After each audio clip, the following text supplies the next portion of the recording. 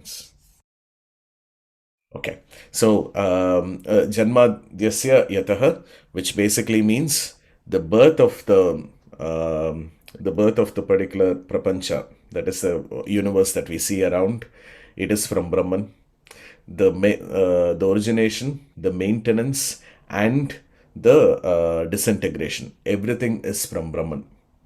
Okay, so Brahman only created, Brahman only maintains, and Brahman only disintegrates this particular thing.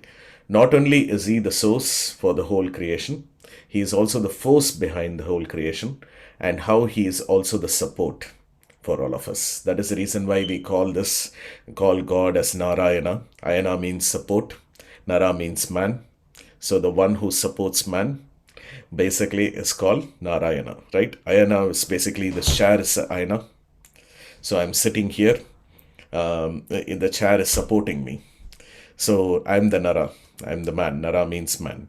So that is the reason why we call Narayana as the one who supports us. So he is the support, and he is the source, and he is the force. So when we discuss this, the two chapters that we wanted to, or two or more chapters actually, to be honest, because in the book it is almost like 4 or 5 chapters. And the chapters that we discussed about was one about Krishna's death in the last thing, and how Krishna's death was there.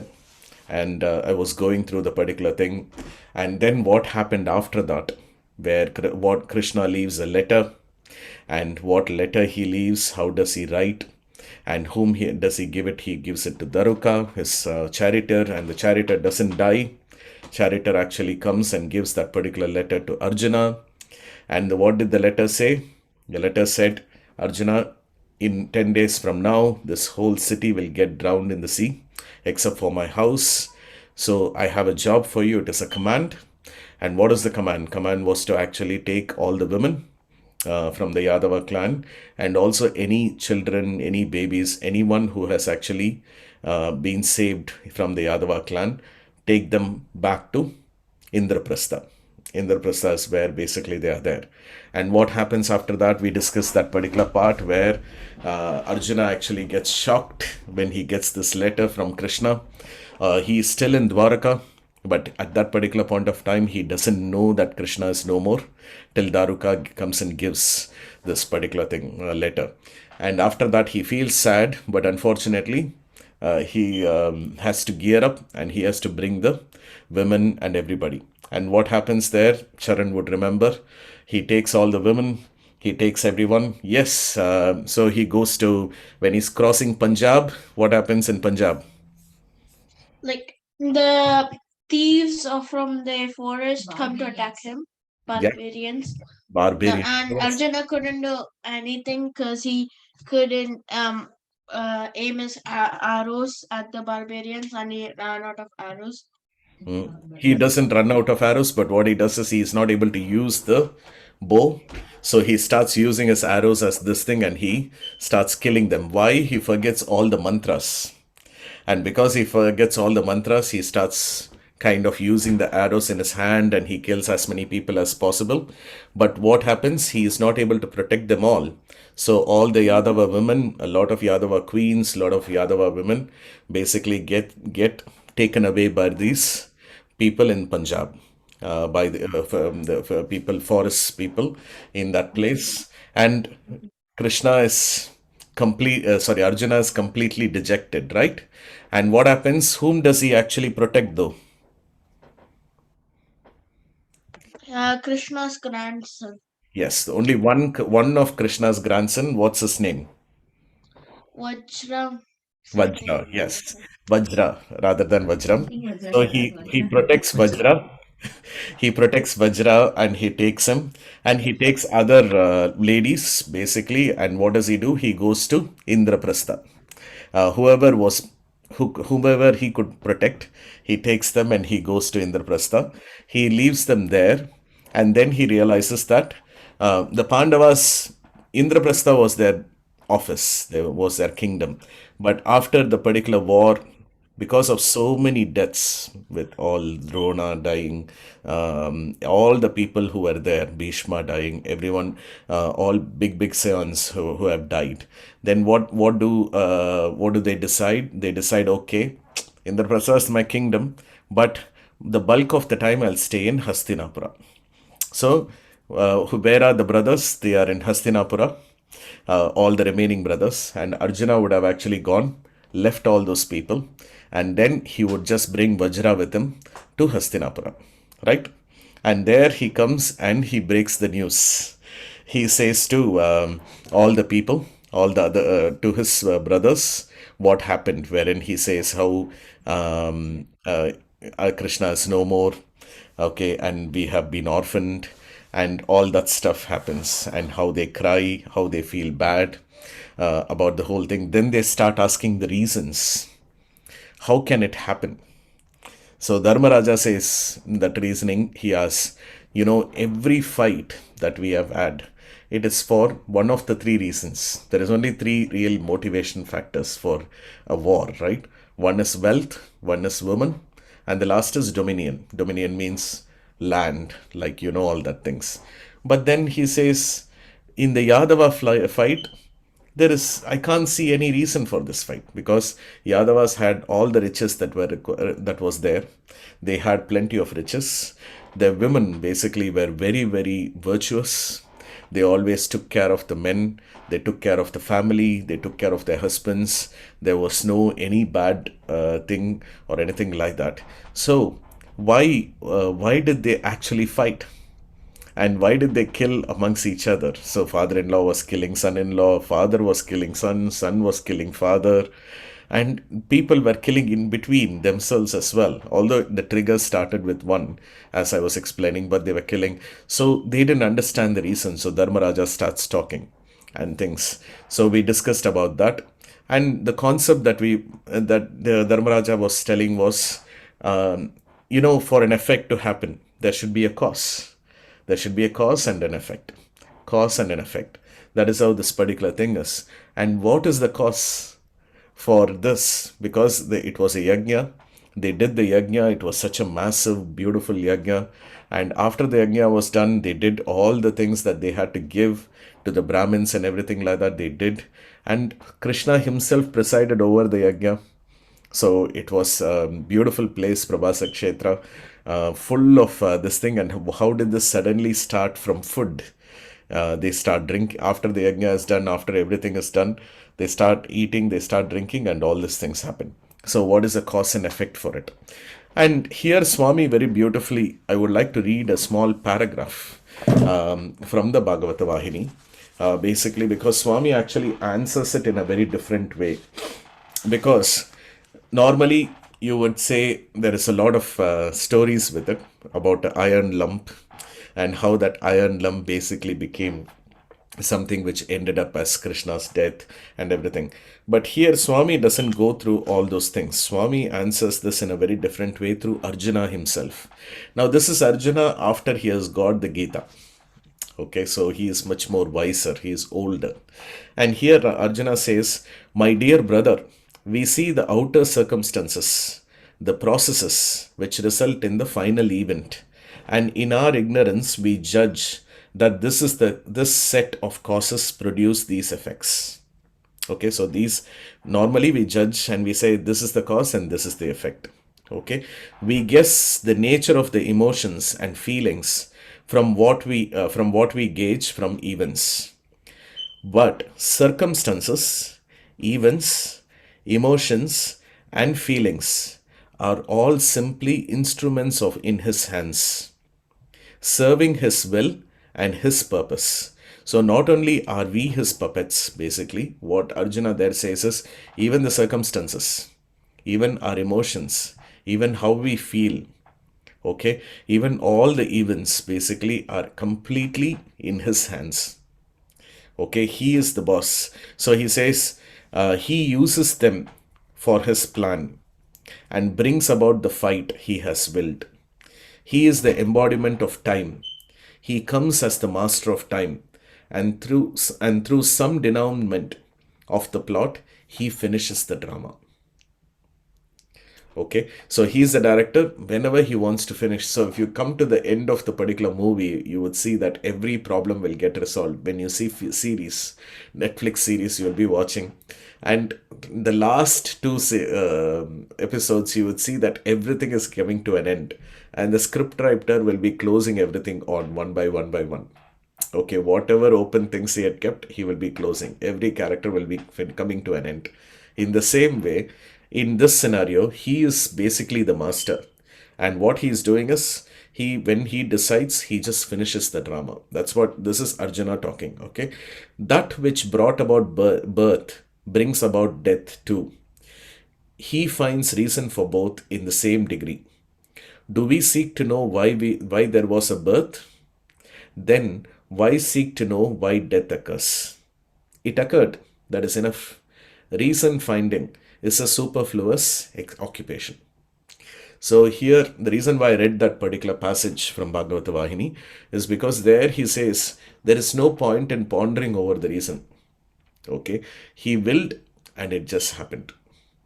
And he thought, let us finish this off. So he says here, he causes beings to create beings and he causes beings to end beings. Okay, so for example, we always have a lady who, a man and a lady, they think that they have created a baby. Okay, and the baby comes. So but actually it's him. He is the one getting that life into that particular woman. And then we always think, oh, there is a murderer. Okay, so why? Oh, 1 second, Tarish is joining. Okay, but actually it is not just a murderer. He has decided somebody who will finish a life, and that is how the life has come. This has been taught us often by Vasudeva. Why then should we doubt or deviate from the steady courage he has sought to give us? So why we are talking about this is because in this also last time I was actually saying how a snake actually, although it gives birth to snakelings, it actually particularly kills one or two snakelings, but it doesn't kill the remaining. But it actually eats its own this thing. So whatever happens with the birth, you don't know the reason for the birth really, and you don't know the reason for the death as well in particular thing. So this is very unique because this is the concept where Krishna is showing, or Krishna is telling us, that he is the Sutradhari. When we discussed about the Shrutis, we spoke about Brahma Vidya, like how Brahman actually does things. And in that, we spoke about creative aspect of Brahman, whom we call as Hiranyagarbha. And under Hiranyagarbha, there is an aspect of Brahman called as Sutratmaka. That is, he is the one who is the Sutradhari, who is the master planner, and who actually does everything which is related to creation. And in this part, you can see that if he wants to close certain things off, he can close those things off. He is all powerful. Okay, that aspect of Brahman where you can't find a reason, it is there, and that comes out. We will go a little bit more deep into this and discuss this a little bit more. In a minute, I will actually take you through the particular remaining things and we'll discuss why we are talking about this. Okay, so here Arjuna says he is the master of time. If he has to actually finish things off, he is going to finish things off. Okay, and that's what had happened. And after this happens, what happens is they talk, they cry, they feel bad. And the important point is now Arjuna also says what has happened to him, where he has actually forgotten all the mantras and he couldn't even protect people. And those people have passed away. In front of him, the ladies were taken away by barbarians and he couldn't actually protect the ladies. And he is supposed to be a great warrior, the greatest and the noble warrior. And unfortunately, all those things happened. Now, what happens is they are all feeling sad, they are all feeling bad. And then what happens? Sahadeva gets up and says, see, we have to now think about what we have to do. Okay, there is no point in sitting and crying here. And they've been crying for the whole night. Okay, and they haven't slept, and this guy has been explaining what and all has happened. He has explained what has happened with already they were sad because the previous day only, a day before, 2 days before only, Dhritarashtra and his wife left and they went to the forest, and Dharmaraja didn't know where they went. The next, subsequently, in a couple of days' time, here comes Arjuna and he says, Krishna is dead. I've lost the woman. I've only brought Krishna's grandson here. Okay, and some of the women from the Yadava clan. So they are already sad. So then Sahadeva, Nakula, everybody says, what is this? What should we do? And then they decide, like Nakula and Sahadeva, they actually say, see, when Krishna was asked in the court by Kauravas, okay, why are you taking Pandava's side before the war? Then Krishna actually told you and the Pandavas, told to Kauravas, you and Pandavas are not the same to me. Pandavas are my own because they are close to me. And he said, Krishna in that dialogue had told, this is what Sahadeva is reminding everybody. See, Dharmaraja, if Dharmaraja is the head, if Arjuna is the shoulder, Bhima is the trunk, and Nakula, Sahadeva are my 2 feet, then I am the heart of the body. So if you imagine a body like that, I am the heart. So then Sahadeva says, what has happened is the heart has gone off. Now, life is gone, but we have the body and the body is still warm. That is, we are all still warm. We haven't died yet. But our powers are all the things. Arjuna, for example, has already forgotten all his mantras because Krishna is gone. Okay, so we should also leave now. We should go and merge with Krishna, he says. So then they decide, and by this time it is morning time. So what do? They actually go and they start going to meet up the queens and also their mother. So they go into Kunti's place. And Kunti, what has happened is she got to know that Arjuna has come from Dwarka the previous night. And Kunti has been awake for the whole night because normally the tradition is night these brothers have dinner and then invariably they go to their mother's chamber. They fall at her feet, say, good night and things like that, and then come back. But they haven't come for dinner. Why? Because when Arjuna came back, Arjuna gave all this information, and then these brothers haven't even gone back to their this thing for dinner. They didn't eat. They haven't actually gone back and told good night. Arjuna hasn't gone back to Kunti's place either. So the whole night Kunti has been waiting. Why is this boy not come to see me? That is what she has been actually wondering. So in the morning, when she hears the footsteps, then immediately she knows that it is Arjuna. But in Arjuna doesn't come first. First Dharmaraja comes, followed by Arjuna. And both of them fall at Kunti's feet. But the interesting part is both of them don't get up for a little while because they are really sad. They keep holding their mother's legs for a little while. And then Kunti actually is very old by now. She is actually to a large extent bedridden. But when they come, she's got up and then waiting for the brothers to get up, sons to get up. And when they get up, then she looks at them and she says, she looks at Arjuna first rather than Dharmaraja. Although Dharmaraja comes and falls at her feet first. Then Arjuna comes. She looks at Arjuna because she is so curious to know how is Krishna. She wants to hear some news from Dwarka. So she immediately asks, she looks at Arjuna and she looks at him and says, why are your eyes so red? And it is swollen. Yeah, it has become so big. And your face, it is so dark. Okay, and your skin looks so bad. Is it because you travel through the jungles of Punjab to reach here that it has happened? And is it because of the journey? And she thinks for a minute like that, and then she looks at him and says, okay, we'll talk about all those things later. Tell me about, now that you have come back from Dwaraka, tell me, why didn't you come last night? I've been waiting to see you. Tell me about Krishna. How is he doing? Does he have any message for me? Is he actually planning to come anywhere? Then she says, he must be old too right now.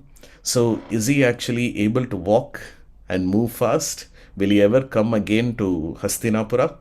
Or is he actually getting taken care of as well in the bed? Is he bedridden? Does he need a couple of carers to take care? Just like how I am right now, I'm not able to leave anywhere and I have care. Is he getting taken care of well? And she starts asking these questions. And then immediately Arjuna and Dharmaraja, both of them look and they say, Krishna is no more. It's been 10 days since he passed away. And then he says, but he has left us and the Yadavas have left us. That is what they say. And immediately Kunti just says, has he widowed the earth? This is again a beautiful line from Bhagavatam. Where the first line that I spoke about, you remember when Arjuna says Anatha.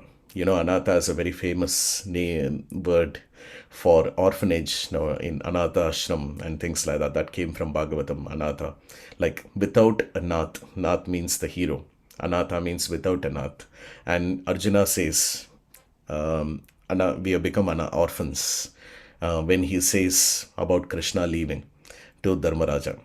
Right? Here she says, has the earth been widowed?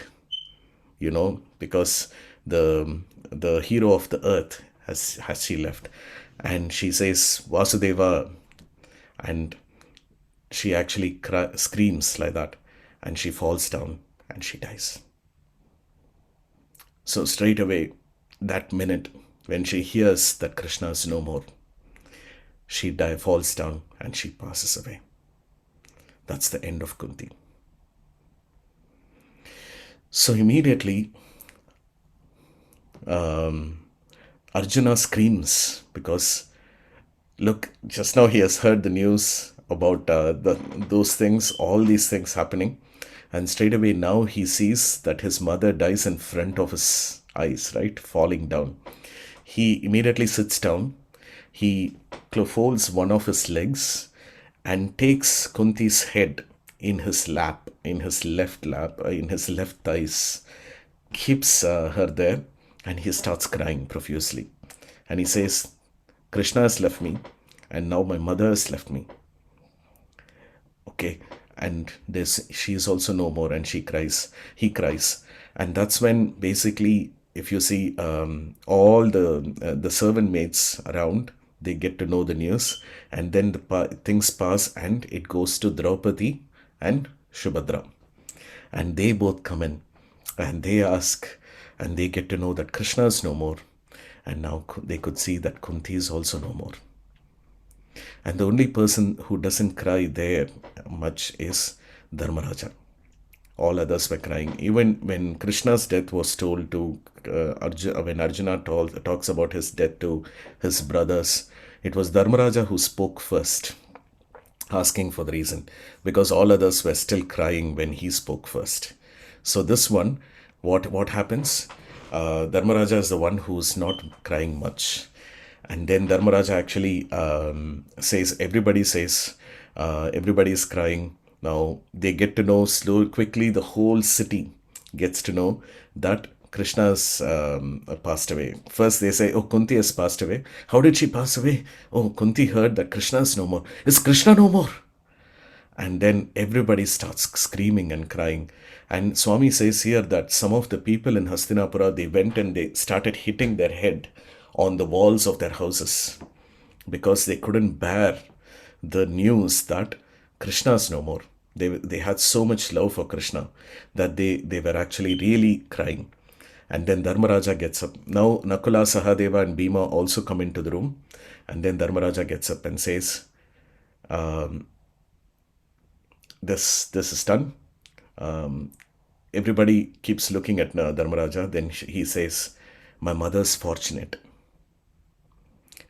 Then everybody looks at Dharmaraja. Then Dharmaraja says, you know why she's fortunate? Because she loved Krishna so much that the moment we told that Krishna is no more, she knew her life was Krishna. And the moment Krishna had gone to the heavenly abode, to his heavenly home, I read the letter that Krishna had written, his last letter, right, in the last class, where he says, "I've gone to my heavenly home." Whilst giving the work, the command, the task that Arjuna has to do, that thing. So he refers to that by saying, when the moment I told that Krishna has left to his heavenly home, she left her life, and that means her love for Krishna was so strong. Now she has gone and joined him in his heavenly home. Whereas us, we are not fortunate enough, because we heard that Krishna is no more, but we are still living. We haven't passed away. So that basically means our life was not Krishna. Our love was not as potent as Kunti's. And everybody is startled. And he says, "Now I want to go and merge with Krishna, because my life, my heart is also Krishna's. The moment Krishna is gone, I also want to leave." And all the brothers say they also want to leave. So Dharmaraja does the most unbelievable thing that anybody could have actually done.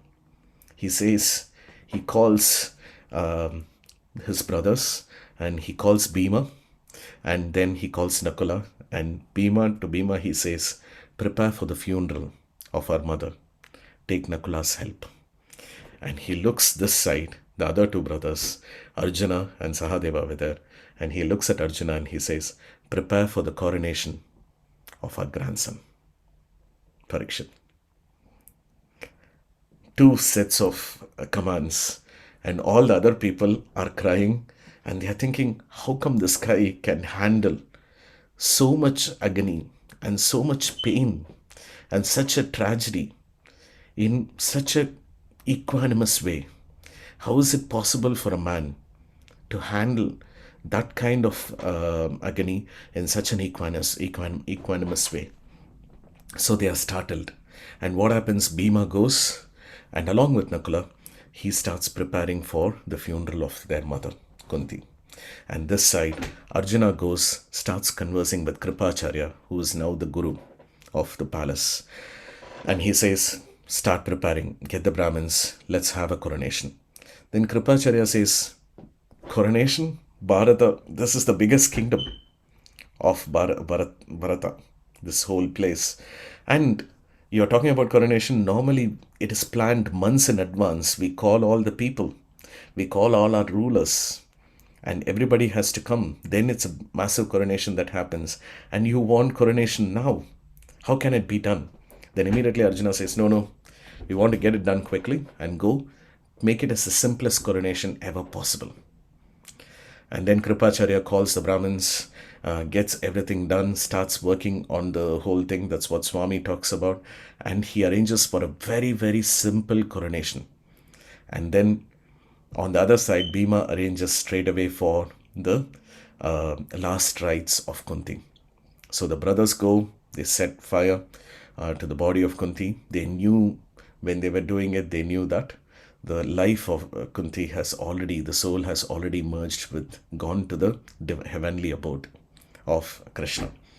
And then what she does is nothing but, what they do is, the next day, they arrange for the coronation to start. Morning, the previous day, all those things is done. In the morning, Parikshit, really young chap, yeah, very young guy. And they call him and they say, "Okay, you're going to be the emperor." Okay, such a big land, right? It's massive. They had massive lands, and they had so many rulers under him. And Parikshit says, "What? And what are your plans?" He's such a young little guy. "And what are your plans?" He just looks startled and looking at them. They say, "We are leaving you. We are going to the forest to die." So Parikshit says, "No, I can't be without you. And I don't know anything about ruling, anything whatsoever. And you're giving me such a big job. And you're also saying that you are all going. How can I be without you?" And then Dharmaraja actually takes him and says, "See, till now, whatever I did, I did as just a puppet. Krishna motivated me from inside. Krishna guided me. And that is how I have ruled this particular kingdom. All that you need to understand is you are just a puppet. Krishna is the puppeteer. He will guide you. Not only that, there is Kripacharya, there are other people here. All these ministers will help you.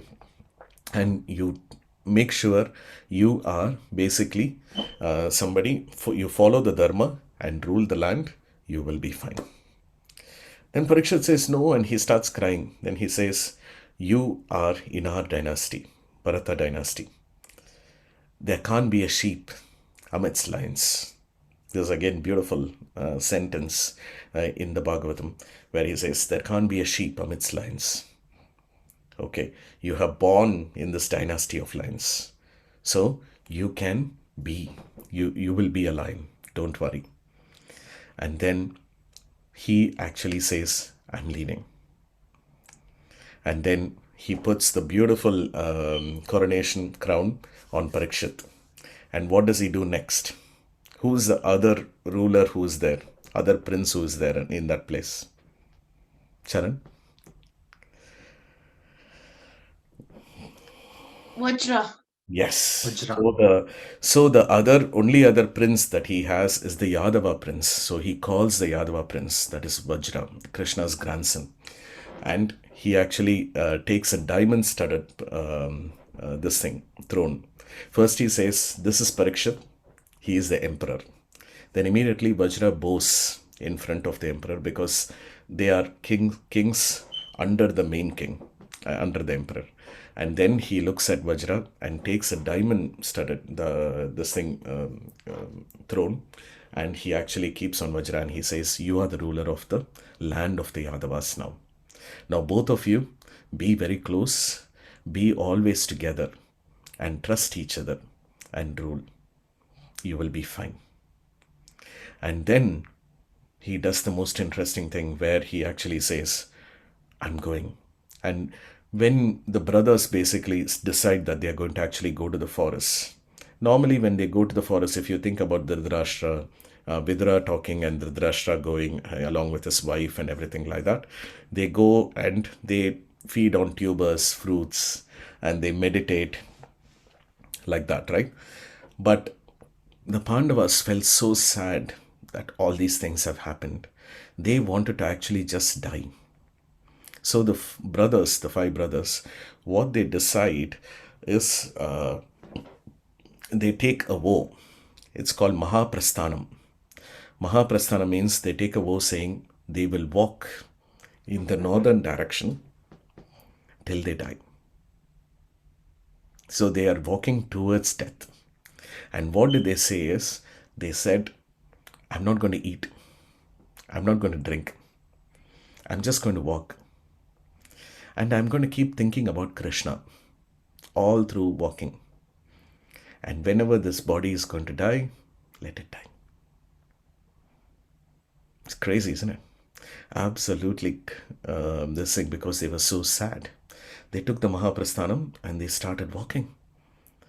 When they started walking, many people in the city, they also started feeling, oh my God, they are crying because Krishna is no more, Kunti is no more.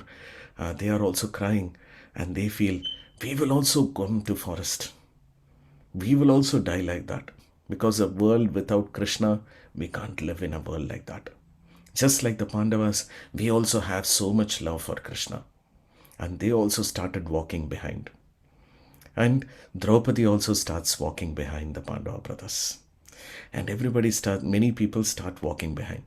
But what happens is, after a little while, when it becomes very sunny, and when it becomes, the wind is blowing, some of the queens, the smaller queens and some of the princesses who have never had so much sunlight and everything, they slowly stop.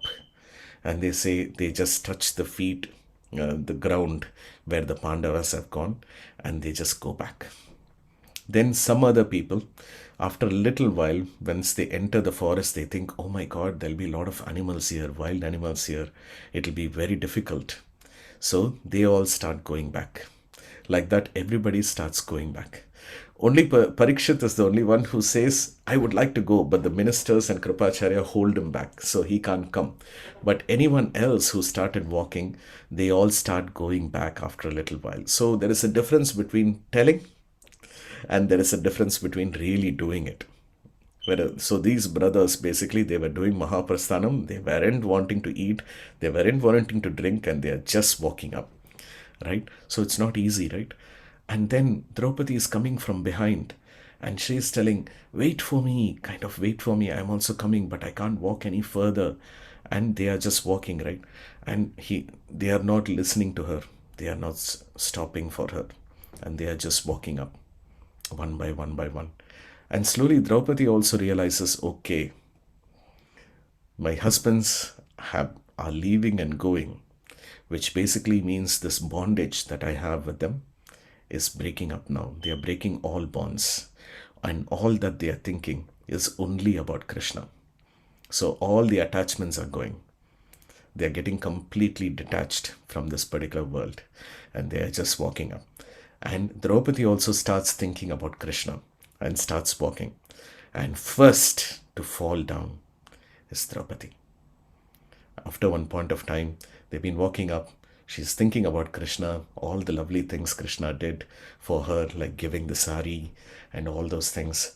And at one point of time, she couldn't walk anymore. She falls down and she dies. But none of the brothers turn back and look, because their vow is, let me walk up straight, we won't turn back and look. And the remaining brothers, they start walking one after, they are going forward and forward, and one after another, they fall down, dum, dum, dum, and they die. And all their particular prana, the soul, it reaches Krishna. And here Swami writes, they become immortal because they have merged in Bhagwan Krishna. Okay, so the body just falls off. It is just a body in which they came, but their souls become one with Krishna. So that is how basically they all pass away. And when they are passing away, they are thinking, their emotions, their feelings, their thoughts, everything was centered around Krishna.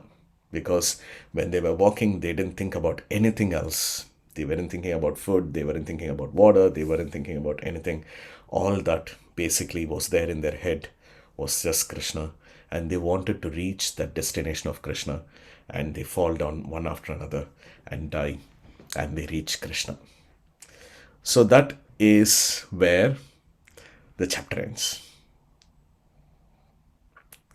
Great. Okay. So let's try and understand certain things. So our Sutra Vahini, Sutra for the day was Brahman is the source of creation. Brahman is the force behind everything that's happening in creation. And Brahman is the support.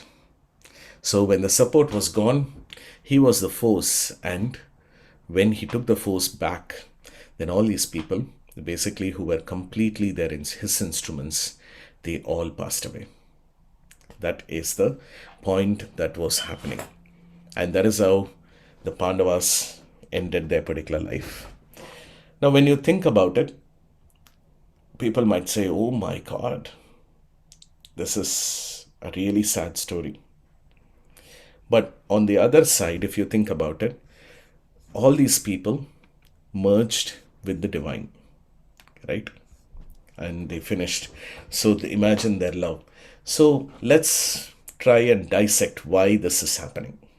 Why Yadavas basically, many Yadavas died like that. Shall we? Okay. So go back a yuga. Okay. And go back to this, what we call the previous yuga, where Rama was there, right? And how did Rama's end come? We discussed about Rama's end, where Rama actually says that I am leaving. Okay, and what does it do? What do the people of Ayodhya do? What does does his brothers do? They say, Rama, don't go alone. Wherever you are, that is where I'm going to be. We are going to be. and they all joined him. Many people in Ayodhya joined him. Their love for Rama was so good that Rama actually gets into the river, Sarayu River, and what happens? They all get into the river, and Rama takes all of them together into the water, and they all pass away together. Right? You remember this? I went through this some a few sessions back, I think, when we were discussing about Ramayana. In this scenario, if Krishna basically is going to say, I have given you everything, you have enjoyed with me to the Yadavas, to a lot of places. You have enjoyed with me, you have actually been with me, and everything like that. It would have been a different scenario. How many people would have followed Krishna, we don't know. But Krishna, when he was leaving, he made sure through his creation, through as a force, as the Brahman of the force, he made sure most of the Yadavas left and they all joined Krishna. Okay, how they left, that has changed. The first one was Rama's. They voluntarily came and they got into the water along with Rama. In this scenario, they fought between each other and this thing. But the effect, the cause, the action was different. But the effect was they all joined Krishna. Okay, in this, so in both the places, Rama came, Rama took all his devotees. In this aspect also, Krishna came, Krishna took all his devotees along with him. And whomever was left, basically they heard as soon as Krishna left, when they heard it, they completed their responsibilities because Pandavas had some responsibilities. They completed their responsibilities and they automatically merged with Bhagwan. Okay. In the same way, with Kunti, she didn't have any responsibility. So as soon as she heard, she passed away and she merged. That is how it is because the rulers they had to find a successor and then leave, isn't it? Because it's important for the country to have this thing. So they had to do the coronation and then go ahead. Why the pain then is a question. So, we have discussed this before. In karmas, you have a concept called we have discussed about treasury. Like all the karmas from the time when we were worm, probably a worm or a single celled amoeba, to the time when we became this particular refined human being, we had accrued loads and loads of karma. And that whole karma, let's imagine that's a treasury. And that is the Sanchita karma. We discussed about it. It was called Sanchita karma. And what the karmas that we decide to actually go through in one birth, in this birth, that is the prarabdha karma. We discussed that. So prarabdha is just a little bit of the Sanchita that we are going through in this janma. And what do we do when we are actually handling this prarabdha in this present scenario? We create another karma called as agami karma. That is that is based on what and all responses we give to the prarabdha that is coming to us in the present life. We give a response, we give a reaction, and that creates the agami that's going to come back to us in future, right? So that is the three aspects of the karma. Now here what has happened is Pandavas have gone through all their prarabdha, but they still have the sanchita. Okay, because that is the all the karmas that's been accrued throughout their particular life from when they were a single celled amoeba all the way till they became human beings, and all that needed to be burnt, and whatever was left over when they're walking up with the woe, with the thought of only Krishna in their mind, without eating food, without this thing, all those things were burnt off. So they came to a stage where there was nothing left, and that's when they merged with the divine. So for this, there is another. There are many beautiful instances from other books, other works where they explain.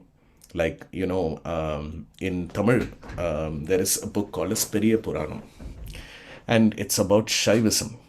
And in Shaivism also, this is explained very beautifully about this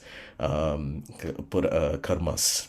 And in that also, there is a very beautiful saying where there is a character called a Sundarar, who is very celebrated saint, Shaiva saint. And he was in Kailasha. Do you want to hear the story? Shall I go through? Yes. Yes, yes. Yeah. So you know the story of how, like, there was a there was a little boy, Upamunivar, and this boy, when he was born, he was such a pious baby. He thought about Shiva, and when he thought about Shiva, what happened? Shiva, when he cried because he didn't have milk, and when he didn't have milk at that particular point of time, Shiva created an ocean of milk for him. Okay. Now, once the ocean of milk was there, Kshira Sagara kind of thing, so the baby drank this thing, and he was very happy, and he always prayed to Lord Shiva, this Munivar, this sage. And then coming to Sundara, I'm just trying to give you a small brief intro about it because this is a very big work, but I'll just give a brief intro. But coming back to that ocean of milk that was created, the Devas and the Asuras, the two groups. Charan, do you know about Devas and Asuras? Yeah, the thing. They sit down one day and they say, why do we have to keep fighting with each other? Instead, we'll join hands, like, a treaty arrangement, right? And they start, actually they say that there is basically a nectar of immortality called as amritam, this thing. It will make you immortal. So let's go and get that ambrosia, that nectar. And if we get that nectar, then all of us will become immortals. Then we don't have to worry, we don't have to keep fighting. So when they dig around and when they find the information, they find that the the ambrosia is under this ocean of milk created by Shiva, for the devotee. So what do? They decide to actually churn this ocean of milk, and so that this particular nectar will come up and they can actually take it. Because imagine what happens when you have, in India, you have this concept. Here we don't have. You have a pot, you put a stick inside and churn the milk, and then out comes on the top what? The butter, right? Butter. Yeah. Yeah. So in the same way, they decide, okay, let's actually churn this milk, and the amritam will come up. But for churning, what they do is they take the mountain, because this is actually a big sea, right? This is an ocean, and they can't churn with a normal stick. So they take a big mountain called Mandara mountain, and they put it in, and they want to churn it, and they put that in. But the biggest problem is when they put it in, they don't realize that this particular sea, the ocean that Shiva has created, the mountain is still going in and in and in, but there is no base for it. There is no bottom for it. So then they get scared that the mountain will go in and just go drown itself. So they pray to Vishnu. And what does Vishnu do? He takes his avatar. Do you know what avatar it is? Kurma. Yeah. Kurma? Okay. Tortoise? Tortoise. Right? Okay. Kurma. Right. So he goes and he places himself in the bottom, on top of which the Mandara can actually come and sit. Right? So he places himself in the bottom, and he has this particular tortoise has this big thick shell, and on top of this Mandara hill is stuck. So it is actually there and it is stuck, which is fantastic.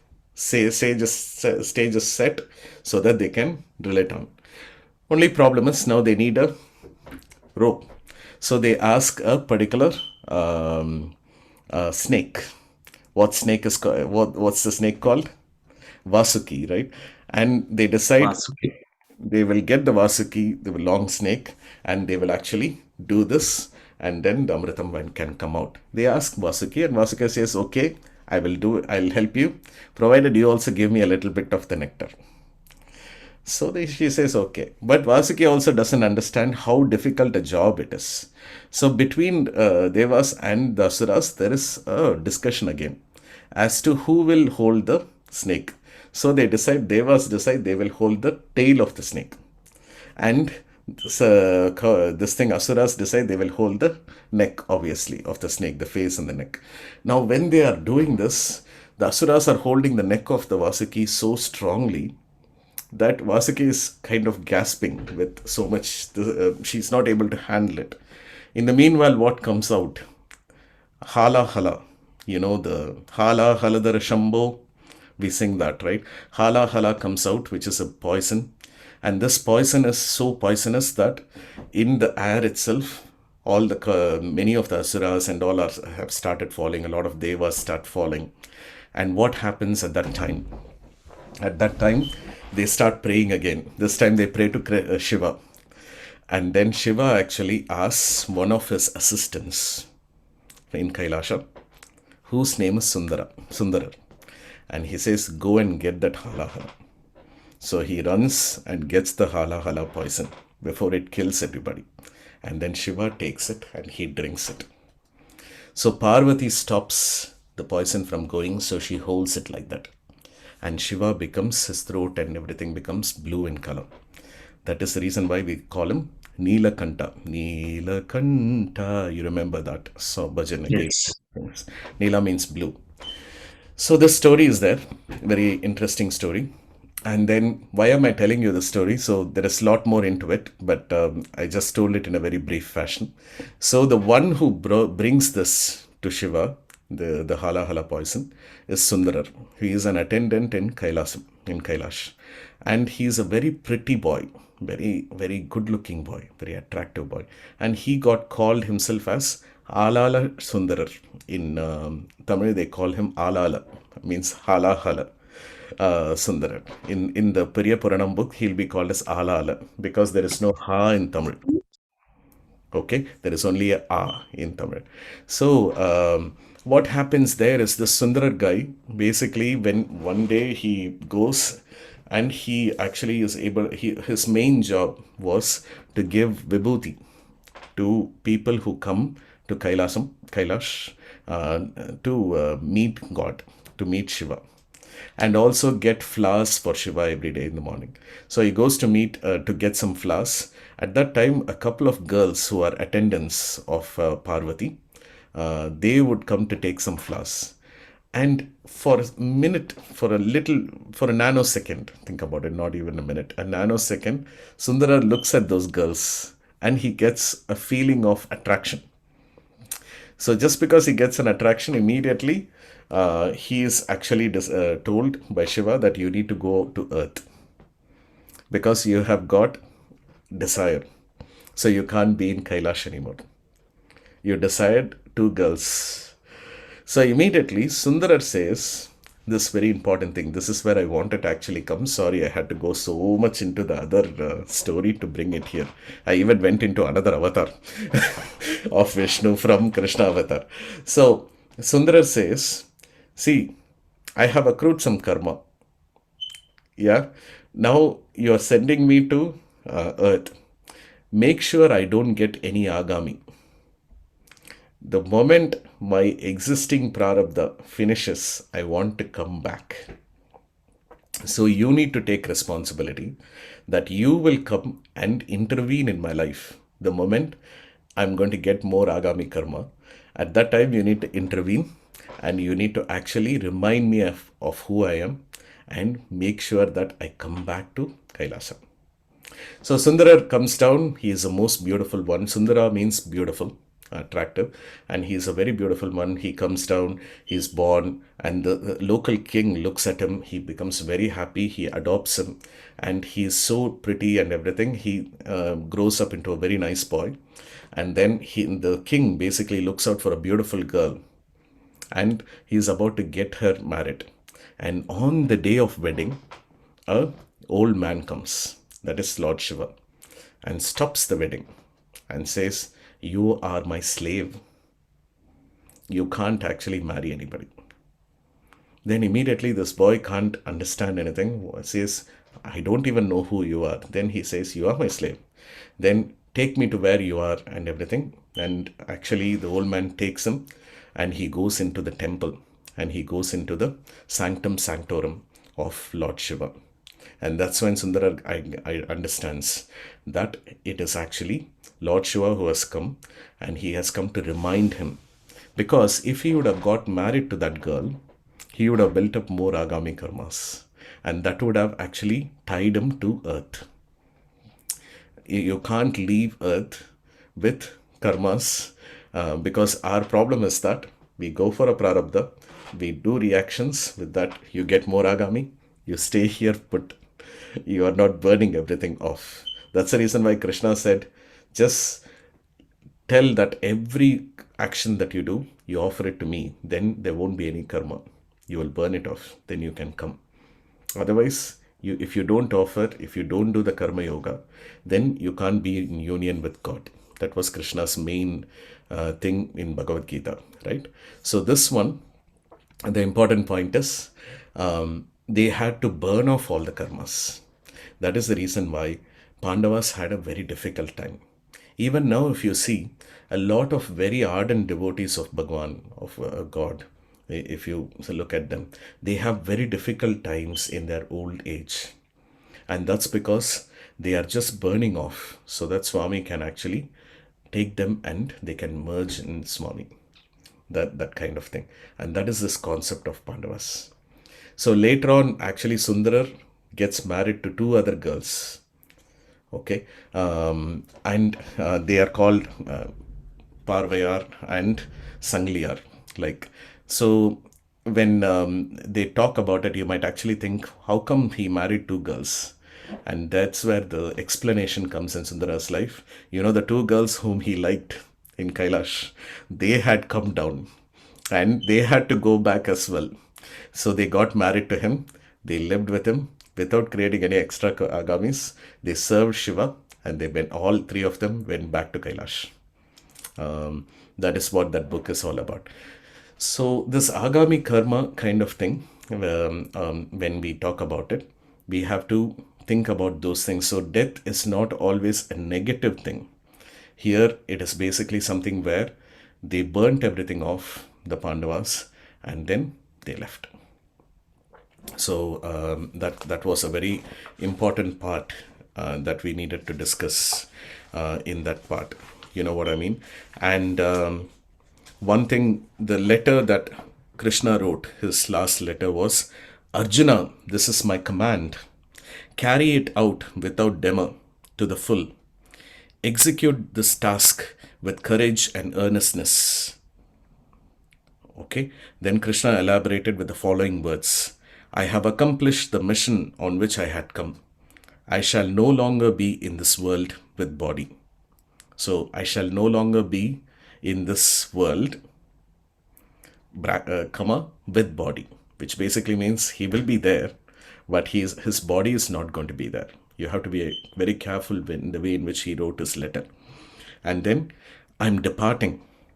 7 days from today, Dwaraka will sink into the sea. The sea will swallow everything except the house I had occupied. Therefore, you have to take to Indraprastha's city the queens and other women who survive, along with the children and babies, and the old and the decrepit. I am leaving, placing all responsibility for the women and other Yadava survivors in your hands. Care for them as you care for your own life. Arrange for them at Indraprastha and protect them from danger. The postscript said, thus writes Gopala on leaving for his home. So that was the letter, the last letter that he wrote, Krishna wrote to this thing and gave it to Daruka. But these are things where, again, Arjuna actually understands, right? When simple barbarian people, he could not fight the barbarians. He could not actually protect the women. He could not protect anything. And that's when he understood the whole power was only with Krishna all the while. Arjuna, people kept telling he's a great warrior, he's a great warrior. But he wasn't. It was Krishna who was making the whole thing. The moment he went, Arjuna was nothing. In the same way, we have to understand the only thing that makes us run, the everything, every power, everything that we have, everything is because of Vasudeva. Without Vasudeva, it's nothing. Everything is because of Swami. Without Swami, we are nobody. And that is what this whole episode teaches us, isn't it? Great. I've actually finished what I wanted to say. But does anyone want to add anything? What do you feel? I can stop the. Do you want? Can I continue the recording, or do you want me to stop it for the time being now? Okay, Adam. Yes. Anybody wants to add anything? Because I know last couple of study circles, Krishna's death, all these things, it was a little sad. But have you learned something? Yes, learned thing like Gopala is without Vasudeva, we are nothing. So wherever we are, Vasudeva will be with us. Yes. So And in the letter also, he says only the body is going. So he is with us, definitely. yes, that was very clear. Well said. So uh, so without body is available to everyone, whoever is in need. Definitely, definitely. He is the Excellent. one. That was very good statement actually. Yes. I wanted to finish off with that positive statement. That is the reason I Yes. read out the last letter. And this is available in Bhagavatam. So the it's there in the book for people who want to read. That letter is there. I've sent you the book anyway. And that letter is there in page number 72 in this one. Yes. So you can actually watch that. We have few books as well at home. So if somebody wants to read the books, we can. But it's all available free of charge. Anyone else wants to add anything? Thank you, Raghu, for this one.